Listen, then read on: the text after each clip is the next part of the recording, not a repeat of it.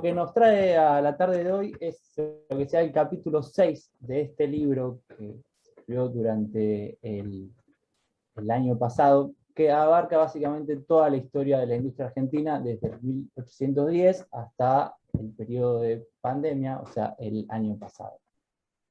El libro fue coordinado por Marcelo Tuyer, que bueno, acá está presente, y le agradezco por la confianza para escribir este capítulo en coautoría con Mario Racanelo.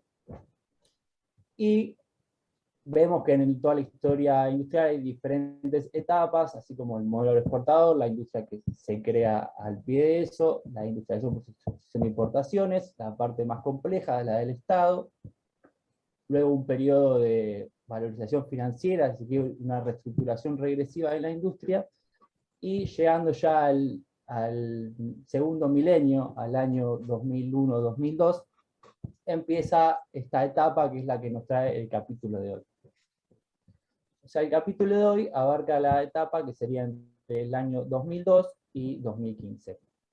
Específicamente empezamos en el 2002 porque es el año donde se quiebra el régimen de convertibilidad, o sea, se quiebra el 4 de enero principalmente del 2002 por la ley de emergencia económica.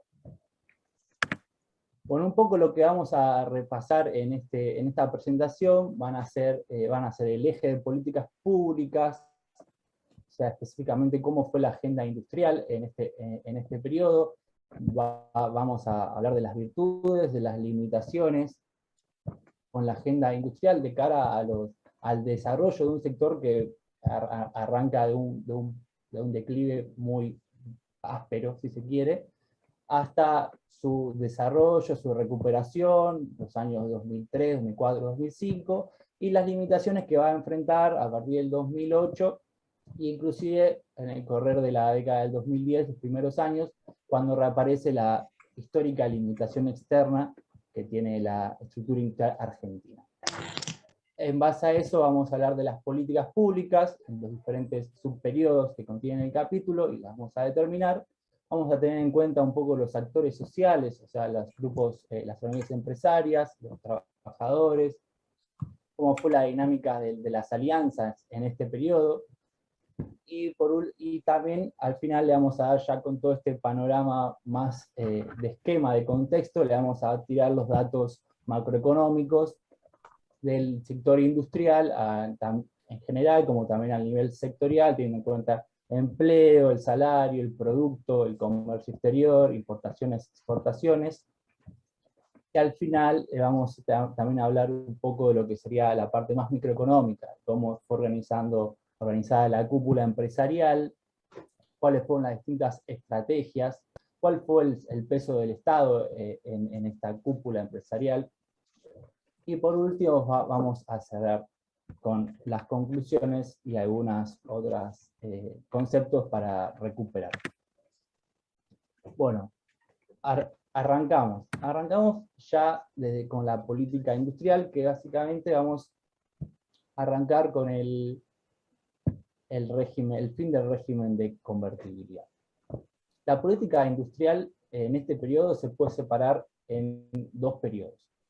Una primera parte que a grandes rasgos podemos diferenciar entre 2002 y 2007, que se basó básicamente en la estabilidad macroeconómica y los incentivos sectoriales, y otra del 2008 a 2015, donde se puede ver una ampliación, un avance en las capacidades tecnológicas, políticas contracíclicas, y también al Estado con peso de mayor jugador en el esquema industrial.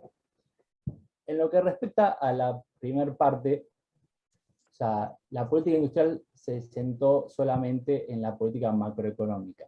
A través del tipo de cambio elevado, alto y diferenciado, se estableció el esquema conocido como esquema de dólar alto para el periodo más conocido como la postconvertibilidad.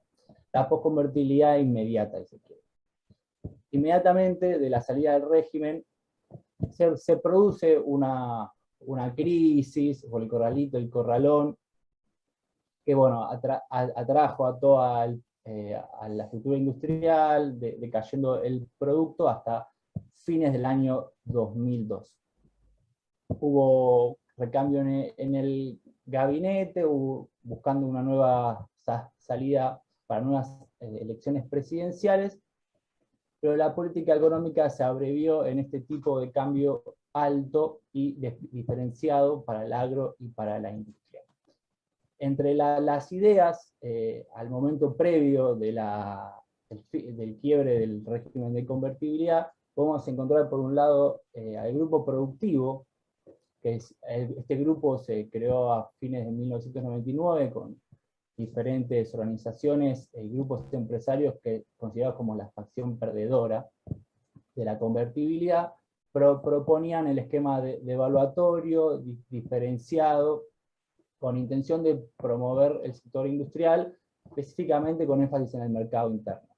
Por otro lado, el Centro de Estudios Macroeconómicos Argentina pregonó por una mayor dolarización, que sería una forma gradual, pero a la vez muy recesiva en términos de poder adquisitivo.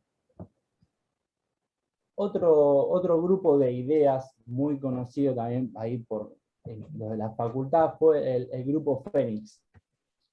Este grupo, que estaba integrado por economistas, investigadores, docentes de la Facultad de Economía, a través de varios documentos, entablaron lo que fue conocido como el Plan Fénix, que también recuperaba el tipo de cambio alto y diferenciado, mayor obras de infraestructura, ¿qué más?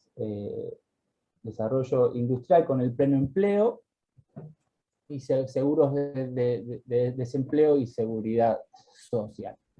En ese marco de ideas se terminó armando la política industrial de este primer periodo, que con el cambio presidencial en el 2003 tuvo un nuevo impulso con este mismo sesgo, manteniendo en cierta forma varias de la política implementada por Duhalde, pero paulatinamente pregonando una mejor recomposición del salario real, que eso va a tener sus replicancias en la inflación más en el año 2005.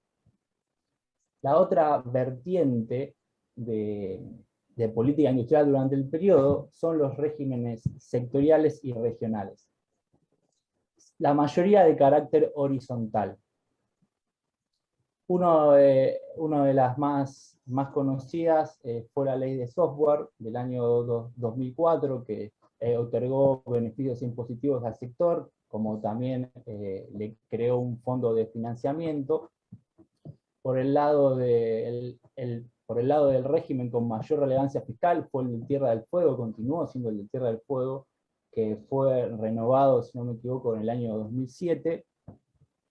Pero bueno, también el régimen de Tierra del Fuego fue uno de los programas que mayor costo fiscal absorbió y no terminó de completar los objetivos en base a lo que sea sustitución de importaciones, producción local y mejoras tecnológicas. En complemento de estos dos grandes pilares que hablamos, como fue la política industrial, la política macroeconómica, que era la política industrial del periodo, y los regímenes sectoriales y regionales, también se puede encontrar como una política industrial indirecta, si se quiere, que focalizó a la política de empleo, de ingresos, que buscó motorizar el mercado interno, que fue el que se ubicó como el principal en esta primera etapa, sin dejar de lado la voluntad exportadora, porque gracias a los grandes buenos precios internacionales y la salida del régimen de convertibilidad, dio un shock que permitió mayores exportaciones entre el año 2003 y 2004. Acá un poco de lo que habíamos repasado, el esquema del dólar alto se fundó en estos tres pilares. El tipo de cambio alto y competitivo, programas sectoriales y regionales, y políticas de ingreso y empleo. Todas estas ideas también se pueden abreviar bajo lo que se conoce como la ola del neodesarrollismo, que impactó fuertemente en la región latinoamericana al inicio de la década del 2000. Estas ideas abreviaban las mismas doctrinas de tipo de cambio alto para mantener un dólar alto, para mejorar la competitividad externa, y así de tal forma crecer a virtud de una buena sustitución de importaciones, crecer el eje exportador.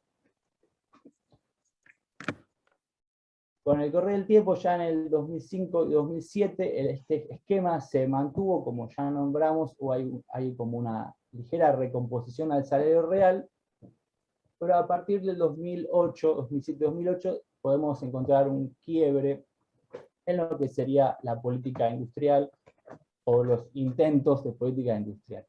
En primer lugar, encontramos que a partir de este año hay una mayor avance del Estado como actor en el sector industrial a través de diferentes organismos y diferentes ministerios. Ya desde la base, aunque vamos a ir profundizando, ya con la creación del Ministerio de Ciencia y Tecnología e Innovación Productiva, y también vuelta a la escena del Ministerio de Producción e Industria. A la vez hay todo un cambio sumado con el nuevo ministerio, hay un cierto cambio de paradigmas tecnológicos que dan mayor peso específico a lo que son la biotecnología, la industria del software y la nanotecnología.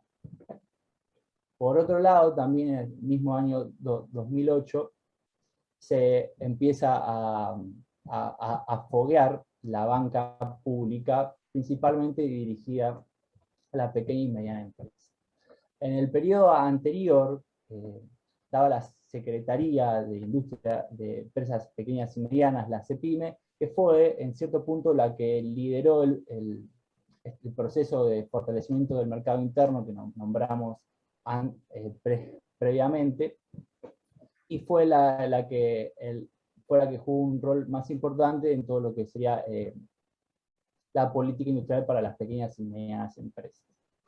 Hacia el año 2008, ese liderazgo fue mutando paulatinamente hacia el Ministerio de Ciencia y Técnica, que a la vez de los que absorbió los programas existentes y a la vez inició nuevos programas. Este mismo año 2008 no solo es quiebre, se quiere, por una nueva actitud del Estado, sino también por diferentes coyunturas que se hicieron nacionales como internacionales.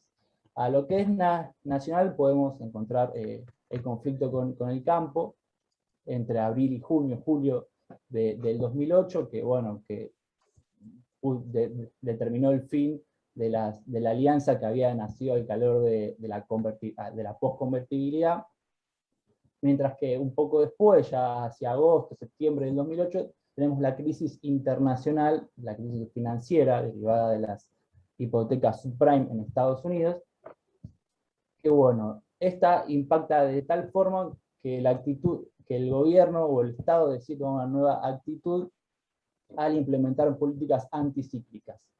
Específicamente las políticas anticíclicas de consumo y producción, como nuevos programas,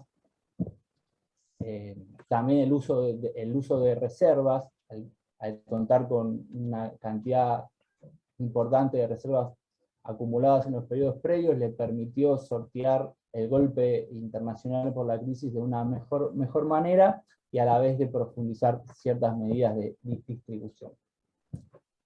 Otro paquete de políticas importantes en este momento fue la estatización del paquete accionario de las ex AFJP, que a la vez le dio al Estado la potestad de nombrar directores en las empresas donde las AFJP poseían participación. Esto sumándole al Estado en su jugador en el sector industrial. También, de la mano de la crisis internacional y todo ese contexto, surgen las licencias no automáticas, que es en principio una actividad política de sustitución de importaciones que vamos a ir viendo que seguir profundizando en el año 2012 con las DEHAI, las conocidas DEHAI. el Ministerio de Defensa, de Planificación Federal, comenzaron a cobrar mayor dimensión y mayor participación, estructurando nuevos proyectos en tecnologías de punta, que serían las comunicaciones, como la red satelital, como también en cuestiones de energía. Ya con de esta primera parte que hablamos entre 2008 y 2011, que justo está media tumultuosa porque tenemos quiebres internos y externos, y a la vez 2010-2011, que lo vamos a ver en un rato, tenemos como los picos en lo que es producción industrial, que bueno, que se derivan en cierto punto de toda esta política. La última fase de la política industrial del periodo arranca con lo que sería el Plan Estratégico Industrial, que fue el primer plan de industria, o sea, una política industrial, como así es conocida, es la primera después de 30 años.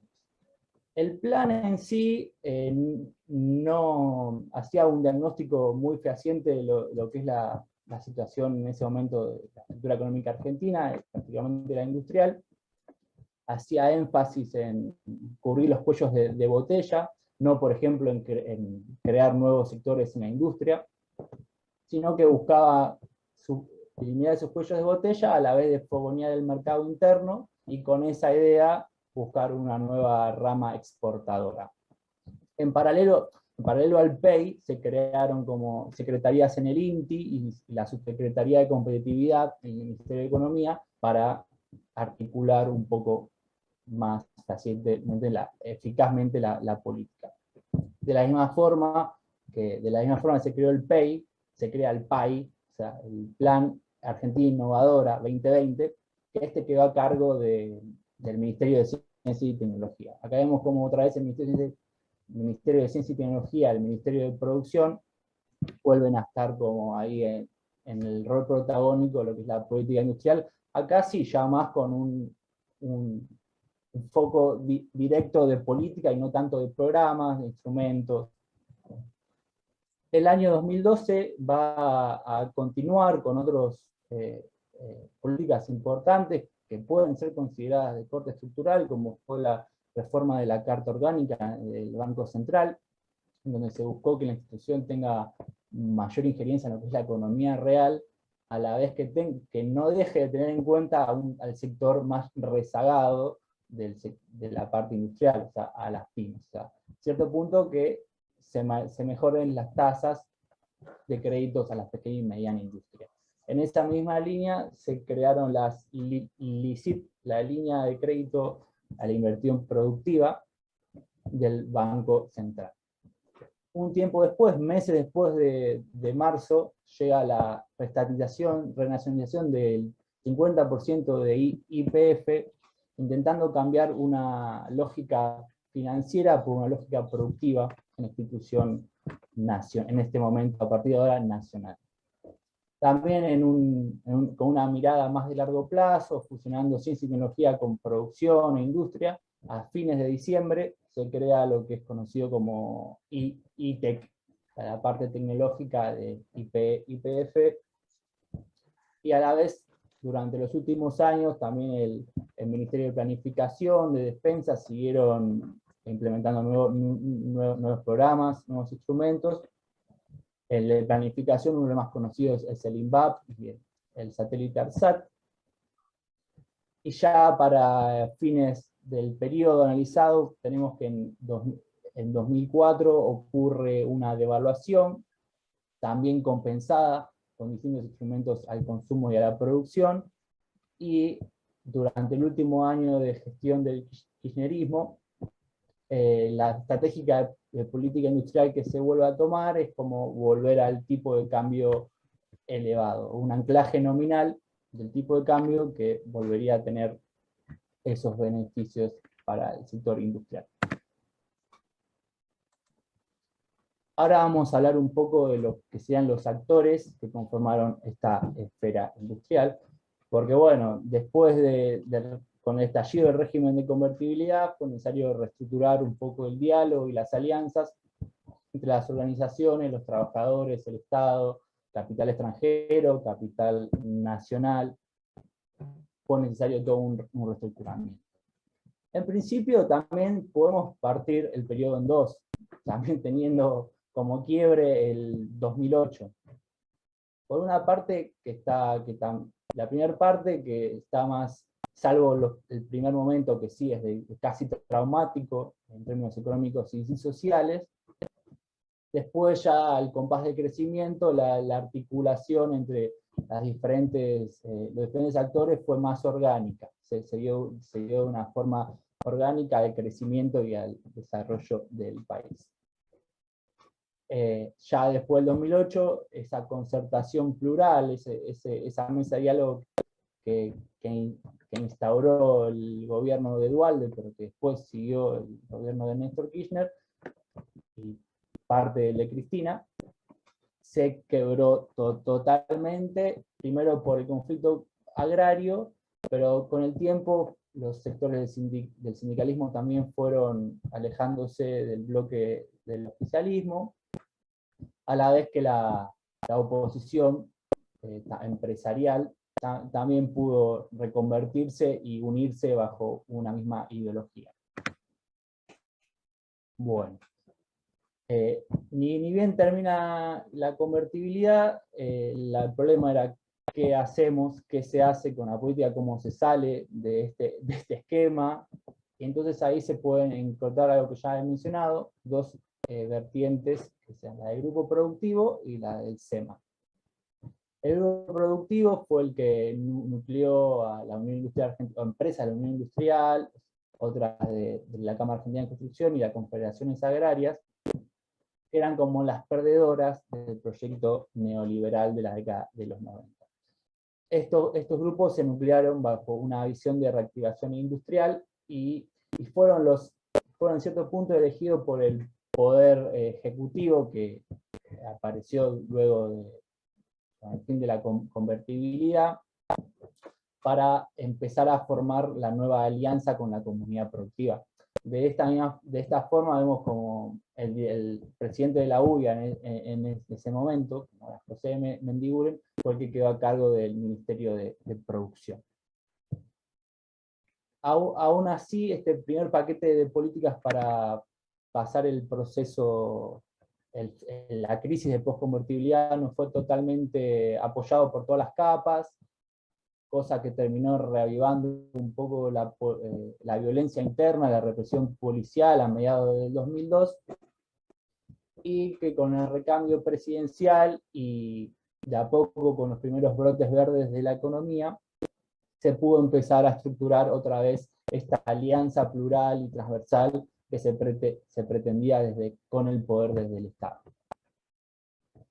Desde el gobierno, los canales de articulación o de diálogo, si quiere, con los también tres fracciones importantes de la estructura industrial, era diálogo constante a la vez de diferentes mecanismos. Por ejemplo, con la cúpula empresaria en un contexto de crecimiento, tanto interno como también de las exportaciones, el diálogo era constante porque necesitaban unos de los otros, la cúpula era la que traía las divisas, así que la política de gobierno, para mantener el diálogo, también necesitaba mantener esa competitividad con los precios, el tipo de cambio, que ya hablamos un poco de la política en el primer apartado. Por otro lado tenemos la fracción débil, que era como las pequeñas, medianas y microempresas.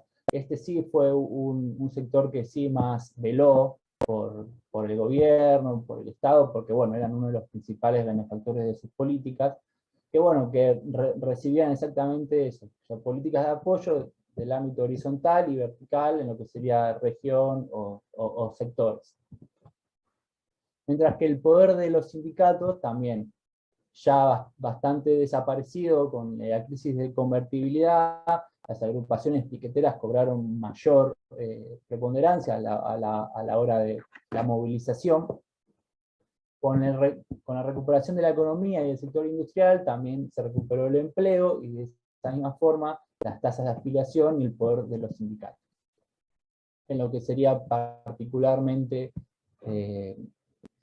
esta etapa y la dinámica entre los sindicatos y el gobierno entre 2003 y 2007, podemos ver que la articulación que se dio también de forma orgánica entre la CGT y el gobierno, ayudó en cierto punto a manejar rondas de negociaciones salariales que sirvieron también para diferentes rondas en diferentes años, como 2005, 2006, 2007. Y podemos ver que esta alianza que se generó en este periodo también fue revalidada de forma política en los años 2005 y 2007. Bueno, en un momento se tiene que terminar, y sucedió en marzo del 2008. A raíz de los conflictos con las patronales agrarias, la sociedad rural, se creó la mesa de enlace y la sociedad rural desplazó a la UIA como el principal portavoz de la clase dominante. Ahí, en cierta forma, también durante este periodo volvió a tomar relevancia el debate entre el país liberal agrario contra el país liberal industrial proteccionista. Una de las asociaciones empresarias que empezó a tomar mayor protagonismo fue la AEDA, la Asociación Empresaria Argentina.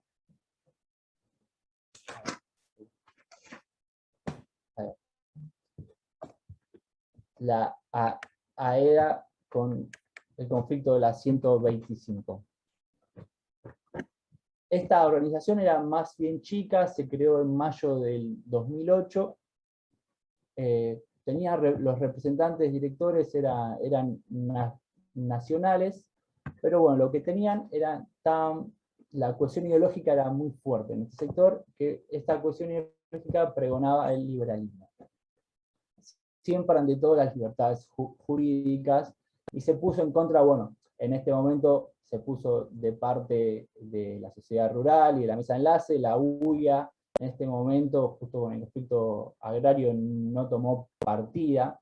Ya venía sosteniendo algunas críticas al gobierno desde el 2005, con el avance de la inflación, y bueno, y ellos reclamaban que los aumentos de salarios se ajusten a la productividad, cosa que quedó medio ahí en la nada misma. Así que la UIA empezó a distanciarse del gobierno, la AEDA tomó mayor protagonismo y se ubicó primero con una actitud defensiva en contra del gobierno, pregonando el liberalismo, en contra de la intervención y luego en contra de la creciente inflación ya para el año 2010-2011, pero luego con el tiempo va a ir formando como un eje más ofensivo políticamente, si se quiere, al terminar conformando un foro de convergencia empresarial para fines de 2013, que va a tener decisiva importancia. Bueno, con el decreto del Senado y con el conocido el voto no positivo, se terminó esta idea de concertación plural que llevó a cabo los gobiernos kirchneristas, que bueno, que se mantuvo en pie, que pudo surfear la crisis internacional, pero ya en el último bloque, los últimos 4 años, ya la concertación y el diálogo entre diferentes capas o las demandas de otros sectores no tan allegados al gobierno ya dejaron de ser escuchadas. Lo mismo ocurrió con el sindicalismo, mientras que los sectores, la UIA fue de a poco desapareciendo en su apoyo al gobierno, mientras que la AEDA empezó a cobrar cada vez más importancia hasta tener un rol protagónico de cara a las elecciones de 2015. Hasta ahí fue lo que sea actores y políticas. Ahora le cedo la palabra a mi compañero Mario Racanel.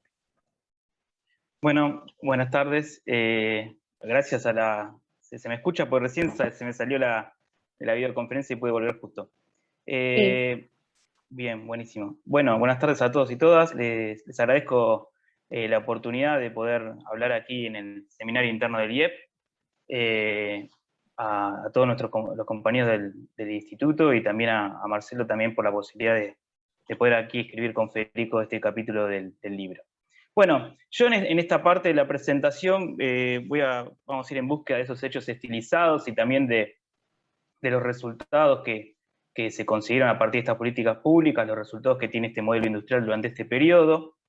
Y bueno, vamos a ver muchos gráficos que algunos van a ir más rápido que otros para poder llegar a tiempo. Bueno, empezamos primero con la trayectoria del tipo de cambio, ¿sí? La variable fundamental para ver el termómetro del periodo y las condiciones bajo las cuales va a evolucionar el sector industrial y que permiten el cambio de modelo, ¿no? ¿Sí? En esos meses de diciembre de 2001 y enero de 2002. La serie azul, bueno, es la del tipo de cambio nominal, ¿sí? Y después la serie roja es la del tipo de cambio real, ¿no? Ahí vemos en un primer momento el overshooting que experimenta el tipo de cambio, un aumento notable, extraordinario de la competitividad precio, ¿sí? Y en esos primeros años de la posconvertibilidad, bueno, justamente estamos experimentando ese tipo de cambio real alto, competitivo y estable, de los cuales hablaba Roberto Frenkel, pero bueno, ya a partir de 2008 comienza una degradación de largo plazo de esa competitividad, una reducción del tipo de cambio real, es decir, que la inflación está creciendo más que el tipo de cambio nominal, por lo cual llegamos al final del periodo a un tipo de cambio nominal muy semejante, perdón, un tipo de cambio real muy semejante al que teníamos a fines de la convertibilidad, ¿no? También a partir del 2011 no olvidemos de la implementación de restricciones en el mercado de cambios, lo que se llamó el cepo, ¿sí? Y la aparición de la brecha cambiaria, ¿no? No es casualidad que, bueno, los mejores años económicos están en esa primera parte, ¿sí? Y después va a ser más difícil la evolución de la economía y de la actividad industrial. Bueno, en la siguiente diapositiva tenemos, empiezo para ver la actividad económica en general, ¿sí? Más allá de la industria, ¿no? Para ver los tiempos. Bueno, tenemos esa enorme caída que fue el año 2002, ¿sí? Una contracción de la actividad económica que ya venía desde el año 99, ¿sí? Recordemos que el pico de la convertibilidad fue en el año 1998, los años de la crisis de la convertibilidad, una caída enorme del PBI en el año 2002, ¿sí? En torno al 11%, y después, bueno, tenemos esa recuperación del año 2003 hasta el año 2008, ¿sí? En el medio, digamos, tenemos la crisis, los efectos del efecto de contagio, la crisis internacional del 2009, y después tenemos los años de crecimiento 2010-2011, y a partir de allí, bueno, comenzamos con eso de lo cual decía, una vez se lo escuché a Daniel Kahneman decir que en los años pares, bueno, el desafío de crecer en los años pares, ¿no? Generalmente se crece en los años donde hay elecciones y hay un impulso de demanda agregada. Bueno, después aquí en esta serie también vemos los componentes de la demanda agregada. Vemos que, por ejemplo, la inversión tiene un pico en el año 2011, ¿sí? A diferencia, por ejemplo, del PBI, que el PBI tiene el pico en el año 2015, el consumo privado lo tiene en el 2013, y el gasto público lo tiene en el 2015, ¿sí? Bueno, para el componente de inversión, bueno, también la implementación del cepo dificulta su trayectoria, ¿no? Hay un antes y un después en su trayectoria en cuanto a la inversión privada. Bueno, en la siguiente tabla tenemos, bueno, justamente las tasas de crecimiento de los componentes de la oferta agregada y la demanda agregada, ¿sí? Para el periodo 2002-2015, o sea, aquí estamos tomando el efecto de la caída, ¿sí? Digamos, está incluido el golpe que tiene la actividad económica en el 2002, ¿no? Por eso nos da que en promedio, para el periodo 2002-2015, la tasa de crecimiento del PIB fue del 3,3%, ¿sí? Si consideramos, digamos, no consideramos el shock del 2002, o sea, del bajón del 2002 hasta 2015, esa tasa ya sería del 4,5% anual, ¿sí? Mucho más alta, ¿no? Bueno, en cuanto a esos componentes de la oferta agregada y la demanda Perdón, agregada, ¿puedo bueno, hacer una pregunta? Sí, sí. No entendí. 2002-2015 te da 3,3 y tomando que otro periodo te da 4. ¿Cómo va a ser? Claro, digamos, en el primer nudo 3,3 estamos calculando, digamos, el ratio año 2015, año 2002, y ahí Sí, calculamos la tasa sí. geométrica. Sí, pero ¿cuándo te Eh, da 4? ¿Con qué denominador te da 4? ¿Con qué divisor? no, perdón. El 3,3 me dio con 2001, comparando el PBI 2015, el PBI Ah, 2001. está. Entonces ahí nos daba más bajo porque, bueno, tiene el efecto del año 2002. En cambio, si hacemos el pozo de 2002 frente al pico de 2015, ahí sí me da Sí. 4,5. Ya el ¿Sí? 2001 también estaba no Pues tan bajo. siempre está la Sí, discusión de, bueno, si el año 2002 lo ponemos dentro de sí, lo este lógico sería periodo. tomar un periodo cíclico, el pico cíclico, ¿no? Algo parecido al 98. Pero, o sea, Claro, bueno, sí, hay algunos. suponer que en el 2002 tenías el del año 98, ponele. Y entonces Sí, ahí te da para pensando en producto potencial, ¿no? claro. Pero entendí. Sí, bueno, hay varios gráficos que tenemos, hacemos la comparación 98, como es el Ah, pico. listo. Dale. Sí, pero bueno, si en otros está con base 2001, ¿sí? Pero obviamente nunca nos Claro. olvidamos del pico del 98.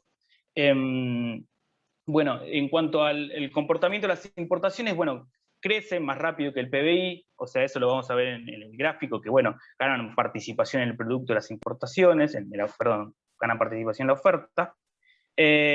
En cuanto a los componentes, bueno, de la demanda agregada, bueno, tenemos que la inversión tiene una tasa bastante elevada de 5,5%, el consumo privado 3,8%, gasto público y exportaciones menores tasas, ¿no? Bueno, después en las otras columnas tenemos de periodos más posteriores, ¿no? Pero bueno, no lo vamos a decir acá. A ver, acá tenemos, ya nos metemos con la industria, y acá, como decía Saúl, no nos olvidamos del año 98. Bueno, acá tenemos la curva, digamos, superior es la curva del PBI industrial, ¿sí? Y la otra es del PBI, esto es con base 100 el año 2001, ¿sí? Pero bueno, ahí encontramos el pico de la actividad industrial que es en el año 2011, ¿sí? Esto es a pesos constantes, ¿sí? Y bueno, ahí cómo termina el año 2015. Comparando con el año 98, bueno, vemos que el PBI industrial es 37%, está por encima del año 1998. Habría que decir acá calcular la tasa anual, pero bueno, en términos absolutos nos da 37% por encima del año 98.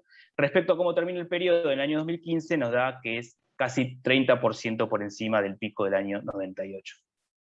Bueno, y ahí vemos las etapas, ¿no? El crecimiento relativamente prolongado de los primeros años, el bajón en el año 2009, los picos 2010, 2011, y después la dificultad para crecer, digamos, en realidad hay un retroceso, ¿no? Del PBI industrial. Acá sigue una dinámica distinta a la del PBI en general. Digamos, el retroceso de los últimos años se nota claro, y después se va a prolongar en los años siguientes. Bueno, acá están las tasas de variación, estas las podemos pasar, ¿no? Pero marca los periodos, ¿sí? Lo que decía antes.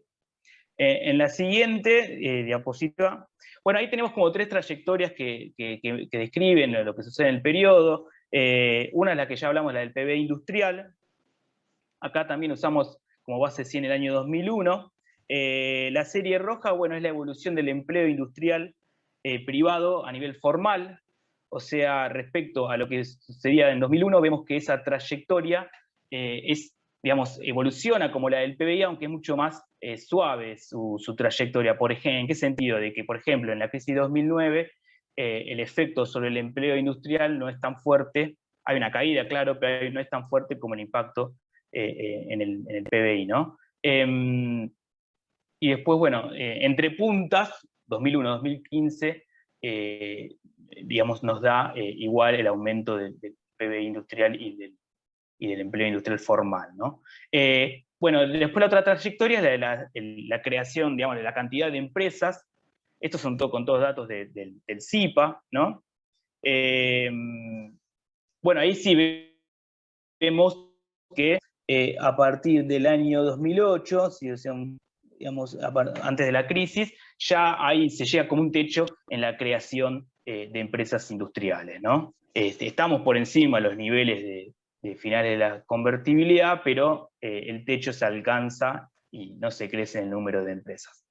Bueno, en la siguiente diapositiva tenemos el PBI industrial per cápita ahora, y acá sí, bueno, nos fuimos más atrás, hicimos un poco de historia económica hacia más atrás, y bueno, aquí vemos de vuelta, comparando el pico 98-2011, un aumento del 20% en el PBI industrial per cápita. Ahora nos acercamos muchísimo, aunque no logramos alcanzarlo, el pico histórico del PBI industrial per cápita, que es el del año 1974, ¿no? Estuvimos, de vuelta a estas series en pesos constantes, estuvimos muy cerca de alcanzarlo, pero quedó un poquito abajo. El PIB industrial per cápita, bueno, después va a crecer, perdón, va a caer hasta el presente, ¿no?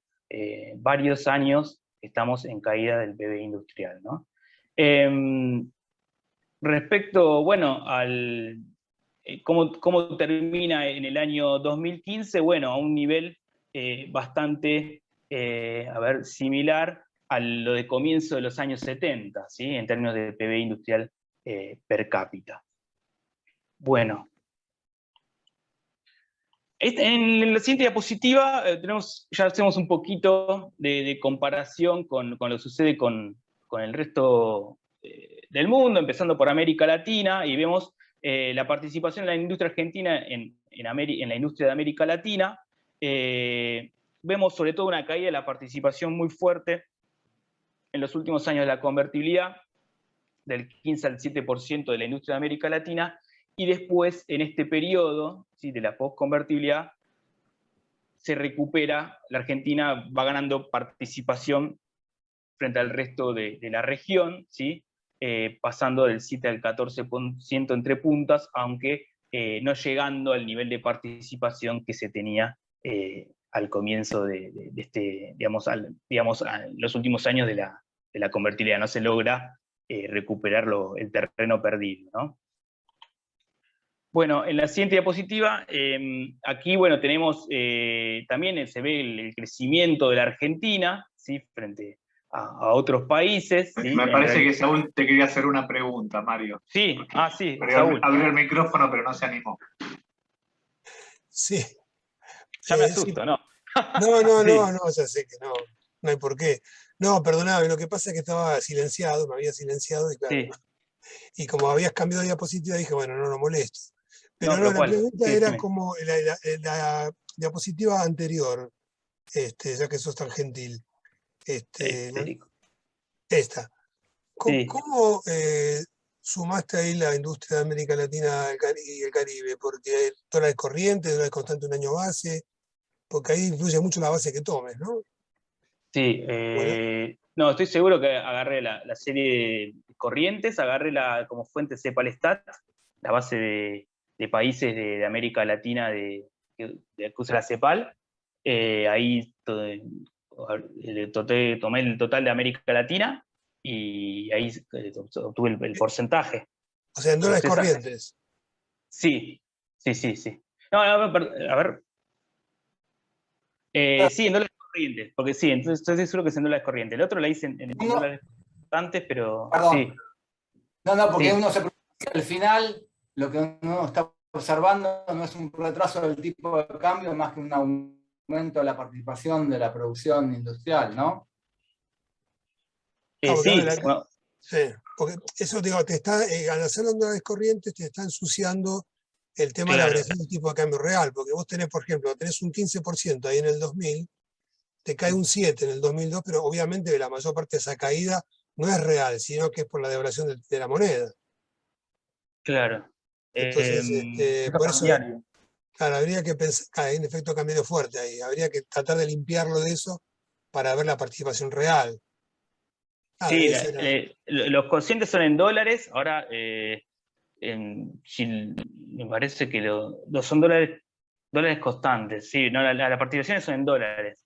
Sí, claro, el efecto del tipo de cambio. ¿Pero constantes o corrientes? Parecería que corrientes, porque si cae a menos de la mitad en 3 años, debe ser porque hay un efecto de la devaluación. O sea, Igual coincide mucho con la crisis económica del 98 al 2001, tenías un efecto de crisis más que de régimen. O sea, porque como comparaste convertibilidad con post-convertibilidad, y me parece que, o sea, si la caída se concentra del 98 al 2001, o sea, lo que tenés es, digamos, es un efecto típico de una crisis, me parece. Pero no, es que, no, pero me Pero- parece que la caída ahí fuerte es del 2001-2002, si estoy leyendo bien el gráfico. Sí, en No, 2015 pero por ejemplo, sube la bastante suba del fuerte. 2014 al Sí, 2015. por atraso del cambio de Pero la caída industrial de esos años fue muy alta, digamos, fue muy importante también. Pero ahí, perdón, ahí tenés una caída al 99, al 2000 y al 2001, antes Sí, de la devaluación. sí, la Antes de la caída es, devaluación. es- O Sí, sea, sí, es por una eso digo que tiene caída. que ver con la No, crisis.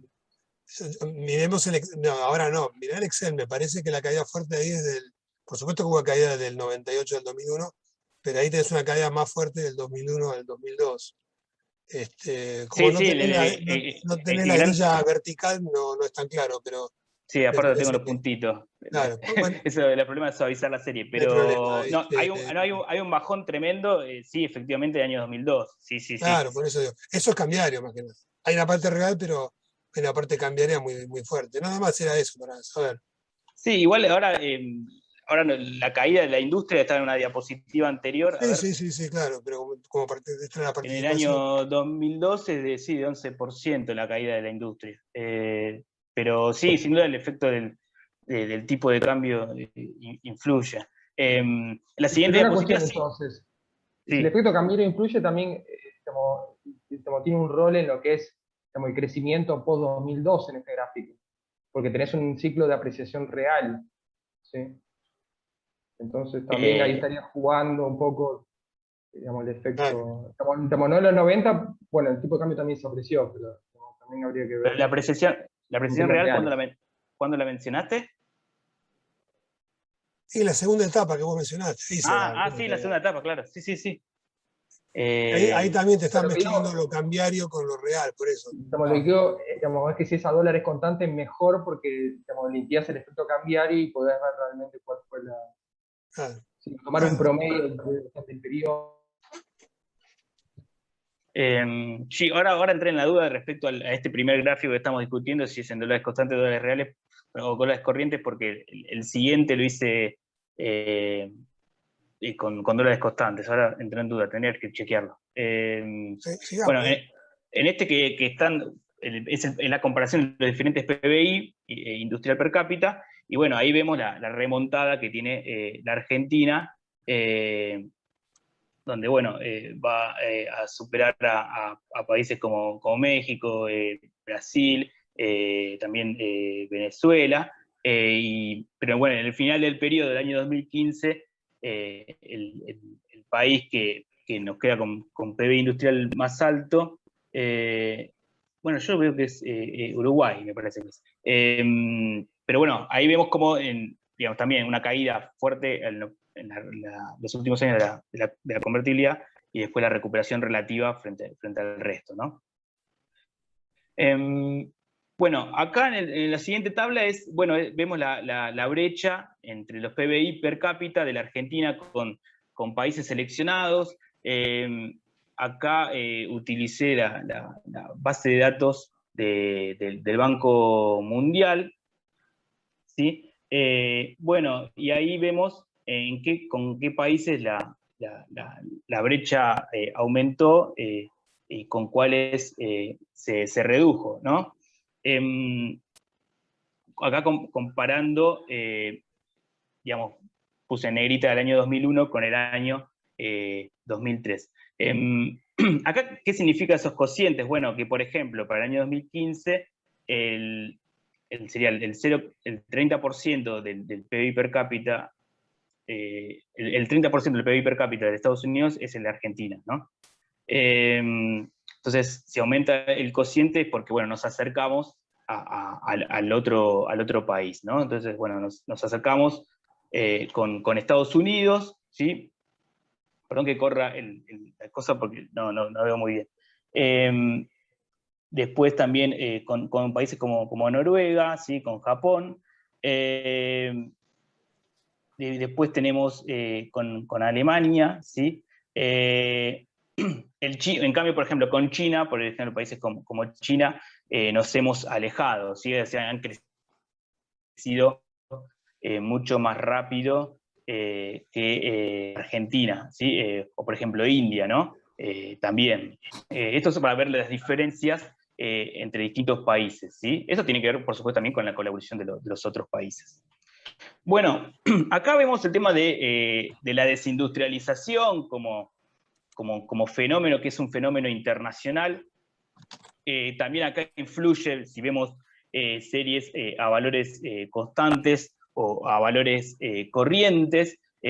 A valores corrientes, bueno, es mucho más marcada la caída de la participación de la industria en el total de la economía, o sea, continúa con la tendencia de años anteriores. Esto fue también una discusión, si queda lo más correspondiente para ver este fenómeno, si ver valores constantes o valores corrientes.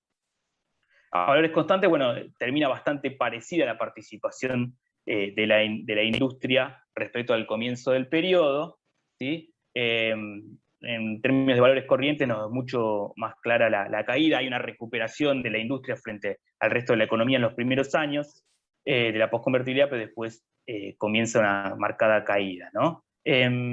Bueno, en términos, digamos, más o menos se termina alrededor del 15%, ¿no? Al final del periodo, digamos, en términos corrientes un poco más me da a valores constantes, ¿no? Pero bueno, este es un fenómeno internacional, el tema siempre se discute, bueno, de qué una cosa que sea un fenómeno internacional y después, bueno, qué tipo de desindustrialización, cómo está el resto de los sectores, qué hay adentro de la industria, no son todas las desindustrializaciones iguales, ¿no?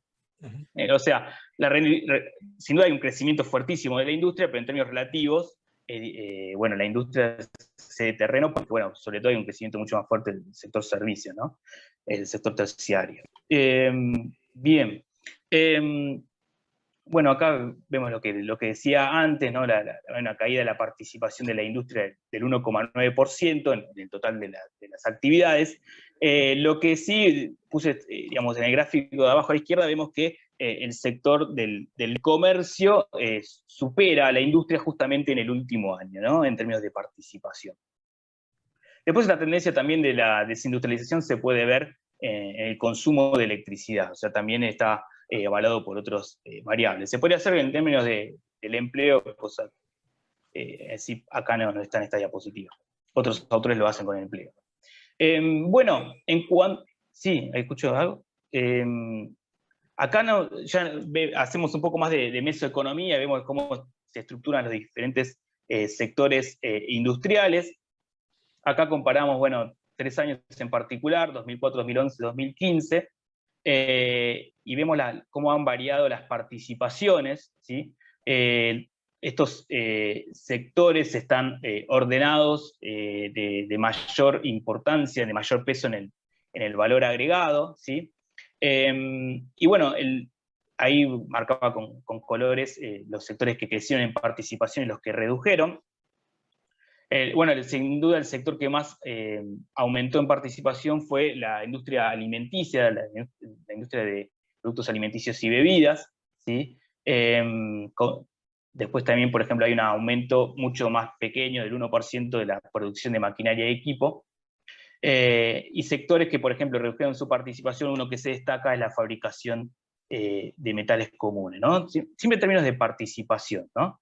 Pero bueno, esto ya nos está dando un indicio que esto es algo que, por ejemplo, ya lo ha dicho también Martín Shor, es una primarización de la estructura industrial, ¿no? Bueno, los 4 primeros sectores son los sectores que componen la mitad del valor agregado de la industria, así que son productos alimenticios y bebidas, industria química, metales comunes y maquinaria y equipo, ¿no? Bien. Bueno, acá también vemos, digamos, los crecimientos, sectores destacados en crecimiento entre puntas 2001-2015, los productos minerales no metálicos, la industria automotriz fue uno de los sectores que más creció, también la metalmecánica sin incluir la industria automotriz, la industria textil, el caucho y el plástico.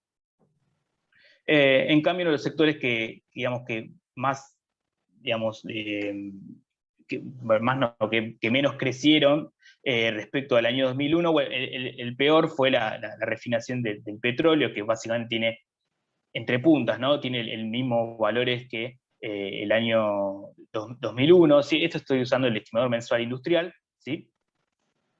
Y acá abajo tenemos, bueno, algunos productos en particular, ¿no? Otro sector muy destacado en términos de crecimiento, el de mayor, es la electrónica de consumo.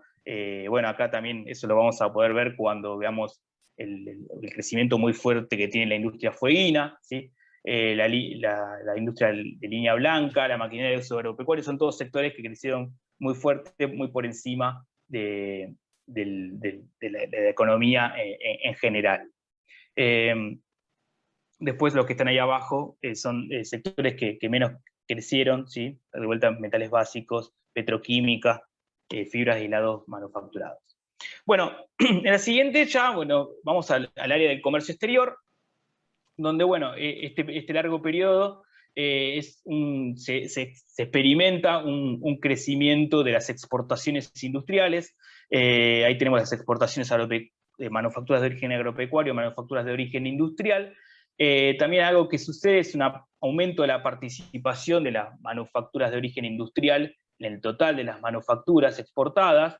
El año 2011 es un año donde se alcanza el pico de la participación de las manufacturas de origen industrial, con un 35% de participación. Después esa participación va a reducirse y en cambio aumenta la de las manufacturas de origen agropecuario. Comparando entre puntas, bueno, gana participación en las manufacturas de origen agropecuario y cae la de la industria, pero bueno, en realidad, por ejemplo, también acá del año 2011 se repite también como pico industrial.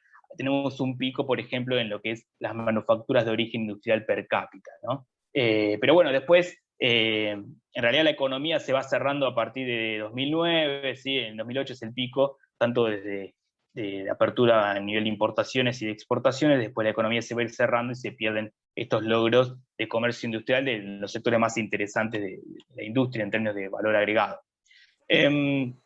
Bueno, acá hacemos algo parecido con lo que hicimos con los sectores, pero para las exportaciones. Y bueno, justamente el sector que más gana en participación es digamos, el sector de residuos y desperdicios de la industria alimenticia. Bueno, acá está también los productos elaborados de la soja, donde bueno, ahí ganan participación, con un 9% de participación ganada en la estructura entre 2001 y 2015. Otro sector destacado que gana participación es piedras y metales preciosos. En cambio, los que más caen son la industria eléctrica, metales comunes y la industria del cuero, es decir, las curtiembres, ¿no? Bueno, ahí estas filas están ordenadas de mayor a menor peso en cuanto a exportaciones industriales, y después en la última columna son las variaciones, ¿no?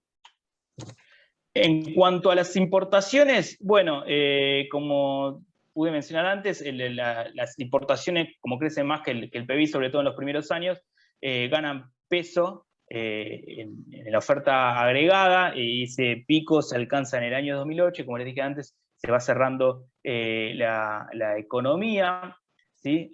Después ahí abajo tenemos las series que componen las importaciones.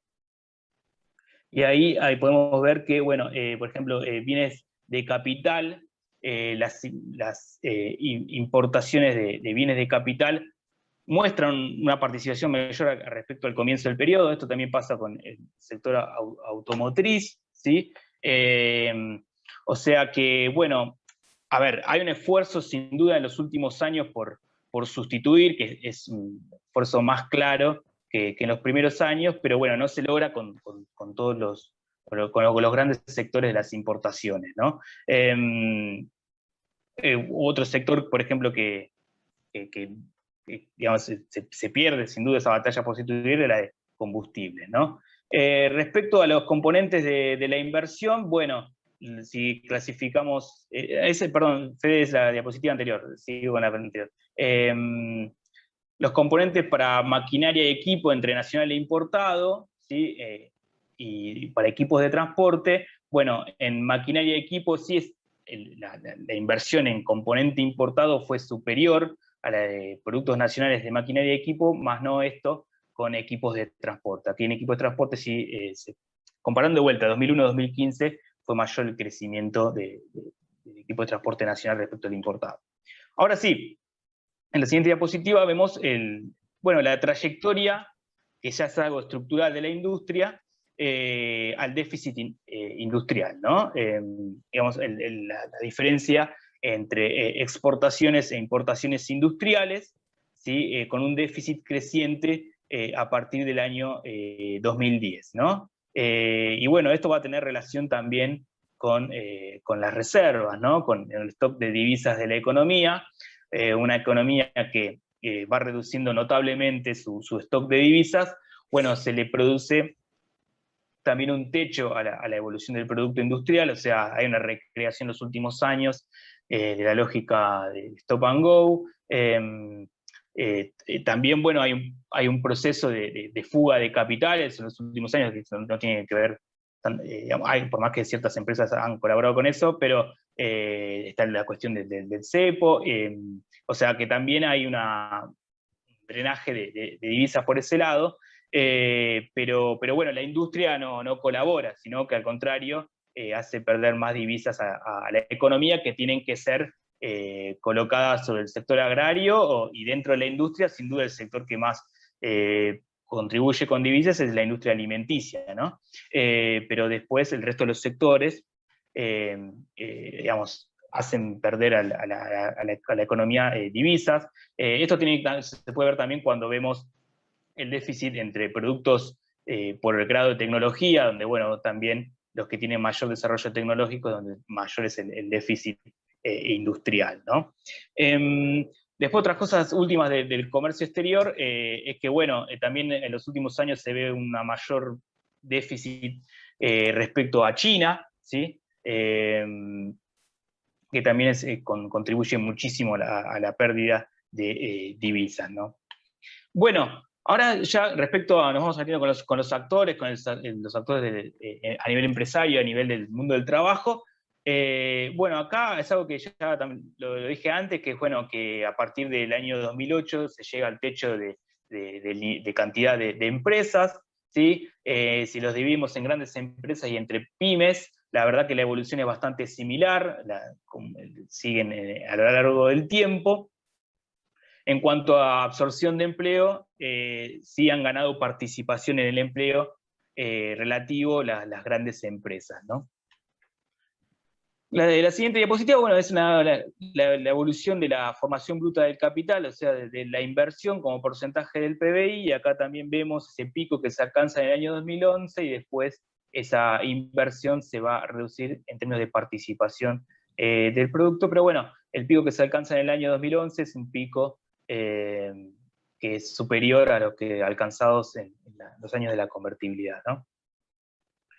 En cuanto a la composición acá ya vamos hacia lo que es la cúpula industrial, o sea, las mayores empresas industriales de la Argentina. Acá estamos viendo las principales 200 empresas. Generalmente estos análisis se utilizan, digamos, por ejemplo, la revista Mercado, que en la edición de junio nos traen todas las ventas de las empresas. Este es un análisis que hace mucho Martín Shore. Martín me ha cedido la base de datos que él tiene, y ahí pude calcular, recrear estos números.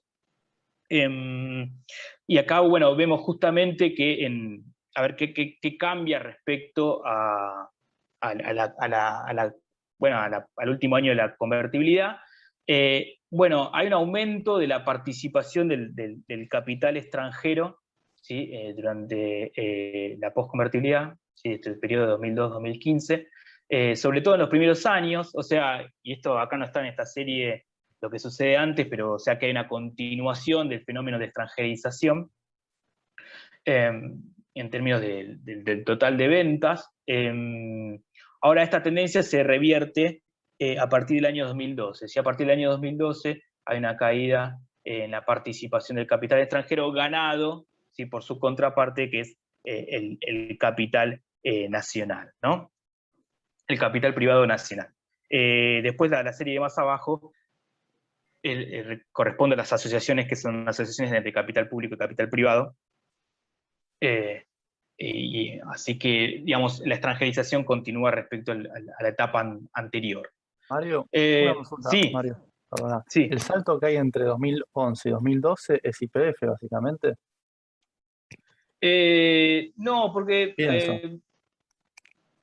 A ver, 2011, 2012. Pienso porque ese año se produce la expropiación de YPF. Sí, Bueno, es una pero empresa. YPF no, a ver, eso es algo que lo discutí con Martín Short, también se lo preguntaba a Federico, digamos, YPF él no la toma como digamos, en la clasificación la coloca como una empresa de combustibles y de servicios, entonces no está en el ranking. Eso me llama la atención de por qué él no la toma, digamos, yo seguí su clasificación, ¿no? Claro, no, pero refinación de petróleo está, ¿no? Industrial. Sí, refinación, pero por ejemplo está Shell y no sé por qué no ubica a YPF. Pero no, en realidad no iría por ahí. Fíjate que en la siguiente diapositiva no está. ¿Alguna idea de qué explica ese salto que sea entre 2011 y 2012?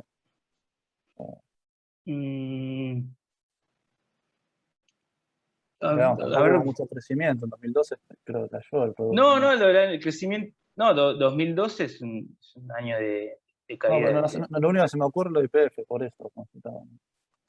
Sí, pero no, YPF no. Bueno, hoy se lo quería preguntar de vuelta a Martín, pero yo en su momento se lo pregunté, pero no sé cuál es el criterio que él usa para no colocar a YPF, pero por ejemplo sí utiliza Shell y Axion, sí, por ejemplo, están en la clasificación de empresas industriales. Pero sí, YPF cambiaría un montón, porque aparte, como empresa de capital privada nacional o estatal, con participación, pero no. Bueno, acá vemos las principales empresas que componen esta clasificación. A ver, avanzamos en las... Una pregunta, perdóname. Sí. Este tema de las participaciones de las empresas Sí. extranjeras y nacionales, ¿no? ¿Qué pasó con la encuesta de grandes empresas del INDEC? ¿Por qué usan mercado y no usan la fuente del INDEC? ¿Dejó de hacerse? ¿Hay algún problema con esa? Pregunto por curiosidad, ¿no? Porque digo, me parece que debe haber tenido más rigor metodológico, y también porque uno se pregunta, ¿uno qué debería medir? ¿La participación de las ventas o el valor agregado de las empresas? Porque si vos tenés que las extranjeras se concentran más en las etapas finales, ¿no? Entonces vas a tener que estás sobreestimando su participación en el valor agregado tomando las ventas, ¿no es cierto? Es una duda que tengo con eso. En cambio, con la encuesta de grandes empresas, yo creo que vos tenés el valor agregado y tendría esa ventaja, ¿no? Desde el punto de vista de las participaciones. Claro, sí, es verdad, se podría hacer. Claro, la ventaja de la revista Mercado es que está la particularidad de empresa por empresa, ¿no? Está bien. Okay. En la del INDEC está el secreto estadístico, pero sí creo que está la participación, sí se puede hacer por capital nacional y capital sí, se puede, extranjero. Eso sí, hacer. por eso sí, se podría hacer a ver qué tan distinta da. Pero sí, en realidad... digamos, bueno, realmente no sé, igual Martín creo que también trabaja con esa encuesta, pero la del INDEC. Bueno, justamente la siguiente gráfico es de un trabajo último de él, y ahí acá toma esa fuente que vos decís, Saúl, y acá lo hace para ver cuánto las 100 principales empresas industriales se llevan del total valor bruto de producción de la industria, para ver el grado de concentración. Y bueno, acá, por más que hay un aumento en los primeros años en la concentración, 2004-2007, hay una reducción en los últimos años, ¿no? Pero sí, a ver, en la siguiente diapositiva, acá de vuelta sí vuelvo con la revista Mercado. Perdón, de nuevo, Martín Short y sus asociados usan el valor bruto de producción, que son las ventas, o sea, no usan el valor agregado. Sería interesante verlo en términos de valor agregado, ¿viste? Es una inquietud, digo. Sí, Bueno, cuando decimos el cuadro que pasó, por ejemplo, a nivel sectorial, sí está hecho con valor agregado, lo hicimos, pero este no sé si está habría que sí, comparar a ver qué da. Sí, pues es muy distinto valor agregado y valor bruto de producción que te puede dar. Bueno, este cuadrito así sui generis que me hice después del trabajo, comparar de vuelta con esa clasificación previa las principales empresas industriales, por eso, bueno, acá que de vuelta, que no está YPF, porque YPF debería estar primera, pero bueno, comparamos el año 2001-2015, el top 10 de empresas. Bueno, ahí las que se mantuvieron son sobre todo las de productos primarios, ¿sí? AGD, Asociación de Cooperativas Argentinas, Cargill, después aparece Vicentín también, Shell, bueno, pasa a ser aquí la primera, pero yo estaba segunda. Aparecen las automotrices en el top 10, ¿sí? Que son justamente las empresas que crecen con mayor, con un mayor dinamismo, ¿sí? Aparece Volkswagen, Toyota y Ford.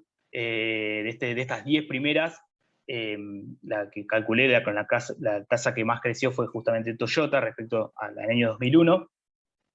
Ahí está la tasa anual ajustado por dólar oficial, ¿no? Pero bueno, digamos, las que se repiten más que nada son aquellas de productos primarios. Por ejemplo, después un reflejo de lo mal que le fue en términos relativos a la industria de metales básicos, por ejemplo, Siderca, que ya no estaba 3 en el 2001 y ahora ya no está en este top 10. Bueno, voy apurando, así vamos cerrando. Respecto al mercado de trabajo, bueno, lo que les decía antes, también esa dinámica bastante similar a la de la actividad industrial. Bueno, acá el punto base está el año justamente 1998, ¿sí?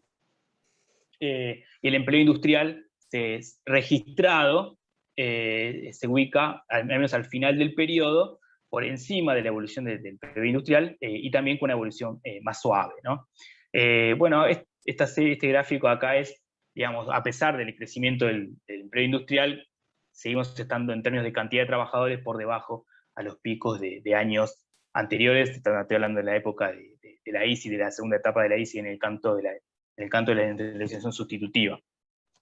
En términos de clasificación empleo formal e empleo informal, el empleo registrado crece con mayor dinamismo que el empleo no registrado, aunque es en términos de cambio de participaciones es muy chiquito, ¿sí? Digamos, en el total del empleo industrial registrado pasó del 68 al 71%, acá tengo el dato de 2013. Este fue calculado por el trabajo que está en nuestra revista H Industria, el trabajo de Steingart, Santarcángelo y Porta, pero bueno, ellos encuentran un aumento pequeño, pero un aumento al fin de la participación del empleo industrial registrado privado. En cuanto al poder adquisitivo del salario industrial, bueno, sí hay un aumento muy, pero muy fuerte del poder adquisitivo, cuyo pico sí, es en el año 2013, ¿sí? Esto es a pesos constantes, y comparando entre puntas, digamos año 2001 con, año 2002 con año 2013, que es ese pico, bueno, hay un aumento de más del 100% del poder adquisitivo del salario industrial. Esto es en peso constante, ¿no? Acá utilicé como fuente la serie que da Ferreres, incluso con IPC ajustado, no es el del INDEC. Pero, bueno, no se alcanza el pico de acá tampoco del poder adquisitivo del salario industrial del 1974. Respecto a ajustado por el dólar, bueno, está distinto, ¿no? Digamos, a dólar oficial me da el pico en el año 2015, a dólar libre me da el pico ya en años siguientes, en el año 2017, ¿no? El poder adquisitivo del salario industrial. Bueno, acá vemos una evolución, perdón, en la anterior, Fede, vemos una dinámica más rápida del salario real industrial que del PIB industrial per cápita. También vemos que el salario real industrial crece más que el promedio de la economía, ¿sí? En esta diapositiva, que es, bueno, también, digamos, recreo esa metodología que usa Shor. Yo no se la había calculado para este periodo, pero que se la debe haber hecho. Pero, digamos, este ejercicio que él hace, por ejemplo, que lo trabaja para el periodo de la dictadura, es, bueno, comparar, es la siguiente diapo, Fede, es comparar el salario, la evolución del salario real de la industria con la productividad de la industria, ¿sí? Que él utiliza fuente del INDEC, creo que es la encuesta industrial mensual. Acá yo, bueno, lo he calculado, y bueno, ves el ratio como un indicador de la pulseada entre salario y capital. Bueno, justamente en los primeros años de la postconvertibilidad, los dados están a favor de los empresarios, ¿sí? En cuanto a que la evolución de la productividad es creciente frente a la caída del salario real. Después, a partir del año 2004, comienza a mejorar la situación para los trabajadores, ¿sí? Pero bueno, ya a partir del 2008 se revierte esa situación transitoria de mejora relativa del factor trabajo frente al factor capital. Bueno, acá, en base a estos datos del INDEC, se ve una serie creciente de la productividad. Esto también se ve en un aumento de la productividad horaria. También otros cálculos que, en base a estos datos que nos da el INDEC, se puede ver una pequeña reducción de la jornada horaria, digamos, en términos del total de horas, ¿no? Pero prácticamente es igual, ¿no? Pero esto es en base a datos de, si mal no recuerdo, la encuesta industrial mensual del INDEC, que justamente no sé por qué va hasta 2014, ¿no? Bueno, acá ya nos metemos con lo último de lo que es del factor del mercado de trabajo, que es el tema de la cuestión del género en la industria, ¿sí? Esta es la tasa de participación femenina en la actividad industrial. Prácticamente no hay variaciones, hay un techo del 19% en la participación de las mujeres en la actividad industrial. Acá está compuesta por diferentes sectores. Lo que sí se aprecia es que una reducción muy fuerte en la participación es el sector mayoritario, donde están las mujeres, donde son más importantes, es el sector de confección, pero bueno, hay una reducción, que la mayor caída se ve justamente en este sector, esto es algo positivo. Ganan participación, por ejemplo, en la producción de radio, televisión, en esa actividad, en esa elaboración de esos productos, hay un aumento de la participación femenina, hay un aumento de la participación femenina también en la producción de petróleo. Bueno, ahí es como se compone, ¿no? En cuanto a lo que es el salario... ¿Confecciones es -6 o es positivo, confecciones? Debe ser menos también. Sí, no, ahí lo mal coloreé. No, a ver, es -6, significa que, a ver, en el 2001 las mujeres participaban en el sector de confección, eran el 63%, en el año 2015 es casi 57%, entonces esa reducción en la participación, lo puse como verde como algo positivo, ¿no? Porque, digamos, porque como es tan mayoritario, fíjate, la diferencia con la segunda fila es muy amplia, digamos. Entonces, colabora con digamos, una igualdad de género, ¿no? Bueno, en cuanto a la brecha de género, que es la brecha en el salario, esto es en cuanto al total del sector, ¿no? No es por el mismo trabajo en sí, sino por lo que me da en cuanto al sector, a la clasificación del sector, ¿no? En cuanto a lo que es la industria en general, esto es mucho más positivo porque hay una reducción de la brecha, ¿sí? Del salario entre hombres y mujeres, sobre todo en los últimos años, ¿sí? Sobre todo en los últimos años, esa brecha que era de aproximadamente 22% pasa a ser de casi 15-18%. Bueno, acá lo mismo... ¿PPH es eso, la fuente?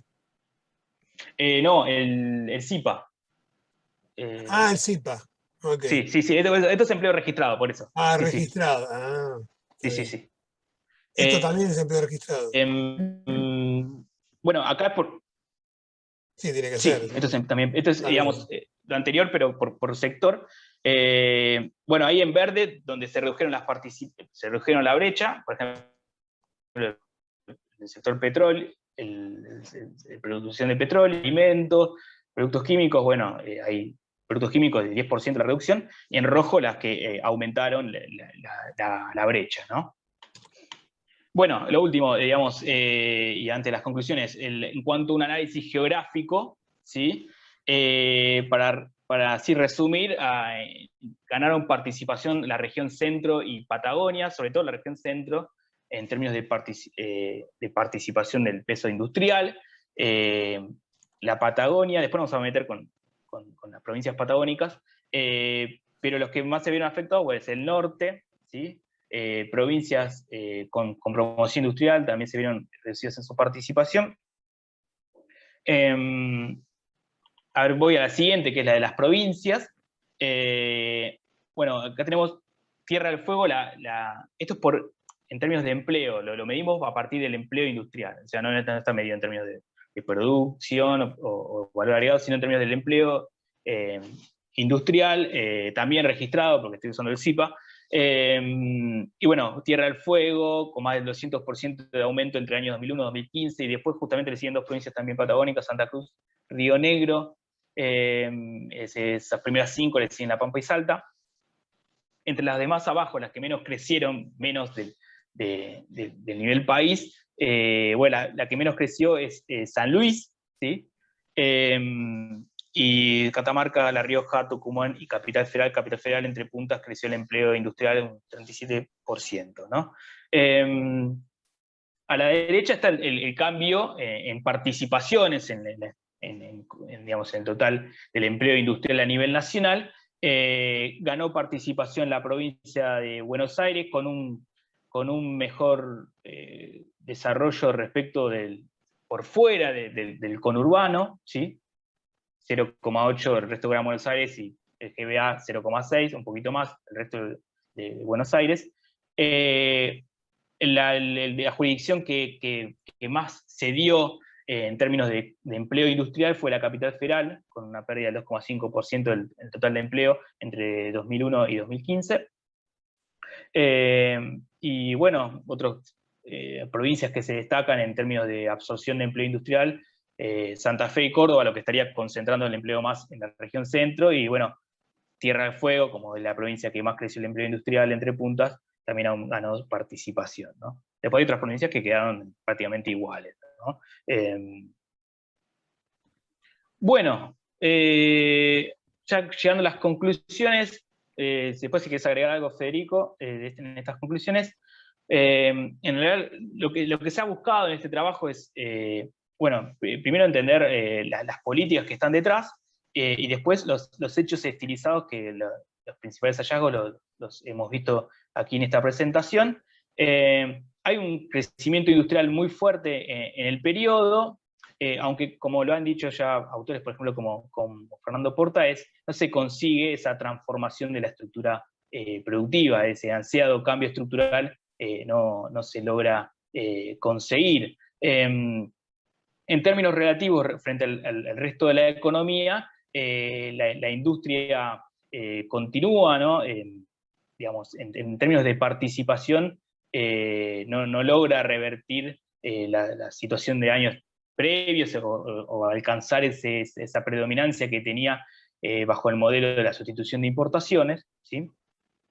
Pero bueno, la industria ha funcionado como un sector muy importante para dinamizar el empleo, ¿sí?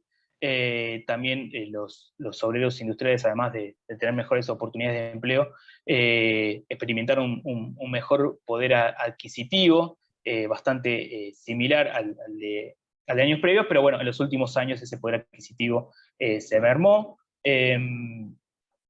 Después, también frente a dinámicas previas de etapas anteriores, la extranjerización, la primarización siguió estos fenómenos, no se pudieron torcer, ¿no? Digamos, la predominancia del capital extranjero en la estructura industrial o el mayor valor agregado de aquellas industrias localizadas, por ejemplo, en los productos primarios, ¿no?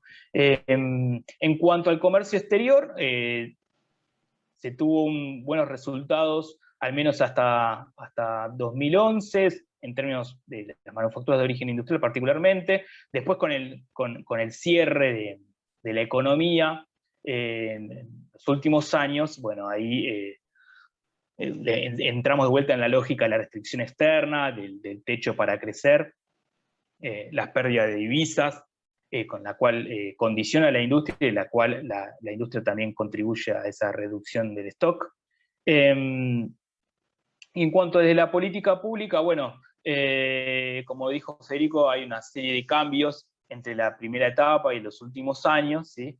Donde, bueno, en los últimos años, digamos, ya hay una mayor presencia del Estado empresario, con una mayor participación en acciones de ciertas empresas a partir de la estatización de las AFJP, pero también está digamos, la nacionalización de YPF, digamos, hay una serie o la creación de un complejo industrial, o la importancia que se le da a complejos como INVAP. Digamos, en ese sentido hay una mayor participación del Estado, pero bueno, son justamente los años donde es más difícil de crecer. Después algo que me había olvidado de decir respecto a ese poder económico en la industria, es que también durante este periodo de la postconvertibilidad, básicamente de la economía kirchnerista, es que las grandes empresas de la cúpula industrial tienen digamos, no solo tienen mayor niveles de ganancia que frente al resto de la economía, sino que también tienen mayores niveles de ganancia respecto a los años de la convertibilidad. Esto de vuelta, tomando estos datos en base a estas publicaciones periódicas. Igualmente, con los datos del INDEC, esto también se comprueba esa mayor tasa de ganancia respecto a periodos previos. Pero esto lo digo ahora porque es algo que se me pasó en la presentación. Bueno, no sé si Fede querés agregar algo digamos, respecto a las conclusiones, pero por ahora eso es todo. Gracias. Perfecto.